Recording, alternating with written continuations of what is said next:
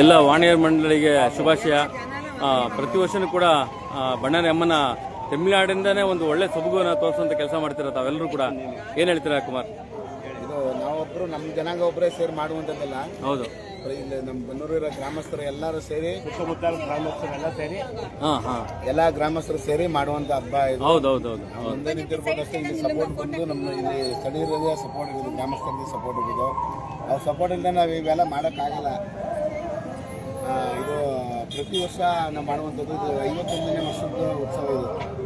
ಇದು ಬಾಯಿ ಬೀಗ ಇರುತ್ತೆ. ನಾಳೆ ಬಾಯಿ ಬೀಗದ ಮೆರವಣಿಗೆ, ಹತ್ತಡಿ ಉದ್ದದ ಬಾಯಿ ಬೀಗದ ಹಾಕೊಂಡು ಬಾಯಿ ಬೀಗದ ಮೆರವಣಿಗೆ ಇರ್ತದೆ. ಮತ್ತು ಅದಾದ ನಂತರ ಇಲ್ಲಿ ಅನ್ನ ಸಂತರ್ಪಣಾ ಕಾರ್ಯಕ್ರಮ ಇರ್ತದೆ. ಸುಮಾರು ಒಂದು 10 ಕ್ವಿಂಟಲ್ ಅಕ್ಕಿ ಹಾಕಿ ಮಾಡುವಂಥದ್ದು. ಇದೆಲ್ಲ ಇಲ್ಲಿ ಜನಗಳ ಸಹಕಾರ ಆಗುವಂಥದ್ದು. ಇಲ್ಲಿ ಜನಗಳ ಸಹಕಾರ ಇಲ್ಲ ಅಂದರೆ ಏನೂ ನಡೆಯಲ್ಲ. ಎಲ್ಲ ಆಮೇಲೆ ತಾಯಿಯ ಆಶೀರ್ವಾದ ಎಲ್ಲರ ಮೇಲೂ ಇರಲಿ, ಎಲ್ಲರಿಗೂ ಒಳ್ಳೇದಾಗಲಿ ಅಂತ ಕೇಳ್ಕೊತಾ ಇದ್ದೀನಿ. ಕುಮಾರ್, 15ನೇ ತಾರೀಕಿಂದ ಕಾರ್ಯಕ್ರಮ ಸ್ಟಾರ್ಟ್ ಮಾಡ್ತೀರಾ, 21ಕ್ಕೆ ಮುಗಿಸ್ತೀರಾ. ಈ ವರ್ಷ ಬಹಳ ಜಾಸ್ತಿ ದಿನಗಳು ಬಂದಿರುವಂಥದ್ದು. ನಮಗೆ ಜಾಸ್ತಿ ದಿನಗಳ ತಾಯಿ ನೋಡುವಂಥ ಭಾಗ್ಯ ಕಲ್ಪಿಸಿದ್ದೀರಾ. ಅಂದರೆ ದಿನ ನಮಗೆ ಭಾನುವಾರ ಚೆನ್ನಾಗಿಲ್ಲ, ಅದಕ್ಕೋಸ್ಕರ ಶುಕ್ರವಾರದಿಂದ ಪ್ರಾರಂಭ ಮಾಡಿದ್ರು. ಏನೇನಾಯ್ತು 15ನೇ ತಾರೀಕಿಂದ? ಏನೇನಾಯ್ತು? 15ನೇ ತಾರೀಕು ಇಲ್ಲಿ ಸ್ತಂಭ ಮುಹೂರ್ತ, 17ನೇ ತಾರೀಕಿಂದ ದೇವರ ಉತ್ಸವ, ದೇವ್ರ ಉತ್ಸವ, ಪೂಜೆ ಅವೆಲ್ಲ ಆಗುತ್ತೆ. ನಾಳೆ ಗುರುವಾರ ಗಂಟನೂ ಮರುಪೂಜೆ. ಗುರುವಾರ ಮರುಪೂಜೆ ಇದೆ. ಗುರುವಾರ ಗಂಟನೂ ಪೂಜೆ ಇದೆ. ನಾಳೆ ಕರಗ ವಿಸರ್ಜನೆಯಾಗಿ ಗುರುವಾರ ಮರುಪೂಜೆ ಮಾಡ್ತೀವಿ. ಅಲ್ಲಿಗೆ ಸಮಾಪ್ತಿ ಆಗುತ್ತೆ ಕಾರ್ಯಕ್ರಮ.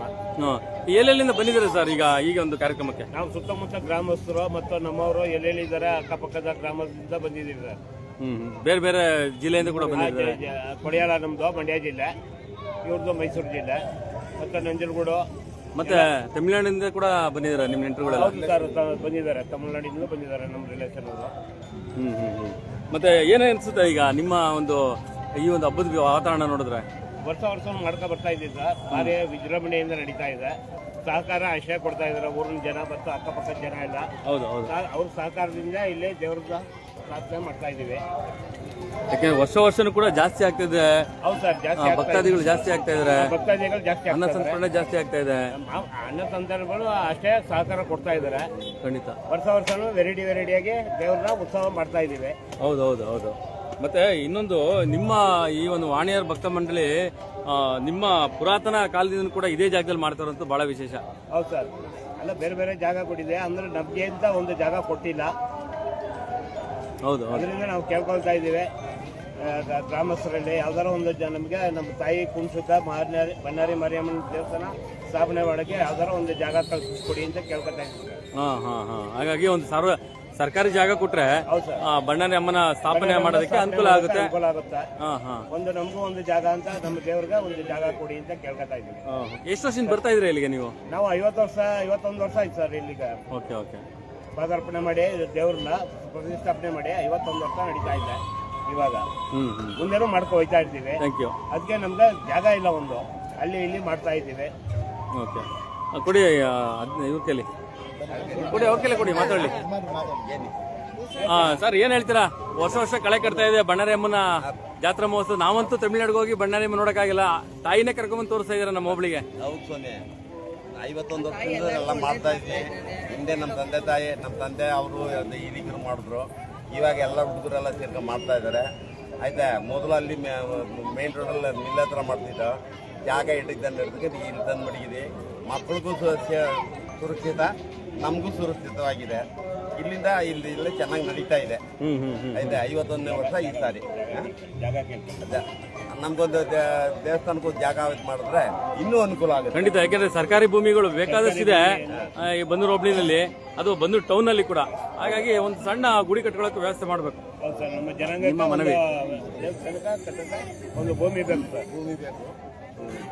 ಅದು ಸಂಬಂಧ ಇಲ್ಲೇ ಸ್ಥಾಪನೆ ಮಾಡೋಣ ಅಂತ ಇದರಲ್ಲಿದ್ದೀವಿ. ಈಗ ನರಸೀಪುರ ಮಾಡಿದ್ದಾರೆ, ಮಂಡ್ಯ ಮಾಡಿದ್ದಾರೆ. ಮಂಡ್ಯ ಅಲ್ಲಿ ದೇವಸ್ಥಾನ ಆಗಿದೆಯಾ? ನರಸೀಪುರ ಆಗಿದೆಯಾ? ನರಸೀಪುರ, ಮೈಸೂರು, ನಂಜನಗೂಡು ಎಲ್ಲಾ ಗ್ರಾಮದಲ್ಲೂ ಆಗಿದೆ ಸರ್. ಚಾಮರಾಜನಗರ, ನಮ್ಮ ಬನ್ನೂರ್ಗೆ ಬಂದಿಲ್ಲ ಸರ್. 6 ವರ್ಷದಿಂದ ಕೇಳ್ಕೊತಾ ಇದ್ದೀವಿ. ಇದುವರೆಗೂ ಯಾರು ಸಹಕಾರ ಕೊಟ್ಟಿಲ್ಲ. ಮುಂದೆ ಯಾರು ಗೌರ್ಮೆಂಟ್ ಅವರು ಸಹಕಾರ ಕೊಟ್ಟು MLAಗಳು ಮತ್ತು MP ಗಳು ಯಾರು ಕೊಟ್ಟು. ಸರ್ ನಮಸ್ಕಾರ. ಆಯ್ತಮ್ಮ, ಮಾತಾಡ್ತೀನಿ. ಏನ್ ಹೇಳ್ತೀರಾ ರಾಜಣ್ಣವ್ರೆ? ಈ ಒಂದು ದೇವರ ಕಾರ್ಯಕ್ರಮನ ನಾವು ನಮ್ಮ ಹಿರಿಯವರು ಹಾಕಿಕೊಟ್ಟು ನಾವು ದಾರಿನಲ್ಲಿ ಇಲ್ಲಿವರೆಗೂ ನಾವು ಸರ್ವ ಜನಾಂಗದ ಸಹಕಾರದೊಂದಿಗೆ ನಾವು ಚೆನ್ನಾಗಿ ಮಾಡ್ಕೊಂಡು ಬಂದಿದ್ದೀವಿ, ಇಲ್ಲಿ ಮೇಲೆ ಮಾಡ್ತೀವಿ. ಮತ್ತು ಚುನಾವಣೆ ಮೊದಲು ನಮ್ಮ ಹಾಲಿ ಸಚಿವರು ಇಲ್ಲಿ ಸಚಿವರು ನಮಗೆ ಒಂದು ದೇವಸ್ಥಾನಕ್ಕೆ ಒಂದು ಜಾಗದ ನಾವು ಸಹಾಯ ಮಾಡ್ಕೊಡ್ತೀವಿ. ನಾವು ಸರ್ಕಾರದ ಸಚಿವರು ಹೇಳಿದ್ರಾ ನಿಮ್ಗೆ? ಹೇಳಿದ್ರು, ಸಚಿವರು ಹೇಳಿದ್ರು. ಯಾರು? ಮತ್ತು ಇಲ್ಲಿವರೆಗೂ ಅವರೇನು ಮಾದೇವಪ್ಪ ಅವರು, ಸುನಿಲ್ ಬೋಸು ಯಾರು ಹೇಳಿದ್ರು? ಮಾದೇವರ ಹಾ ನಿಮ್ಮ ವಾಣಿಯಾರ ಸಂಘಕ್ಕೆ ಒಂದು ಜಾಗ ಕೊಡ್ತೀವಿ ಬಣ್ಣಾರಿ ಅಮ್ಮನ ದೇವಸ್ಥಾನಕ್ಕೆ ವಿಚಾರವಾಗಿ ಅಂತ ಹೇಳಿದ್ರು.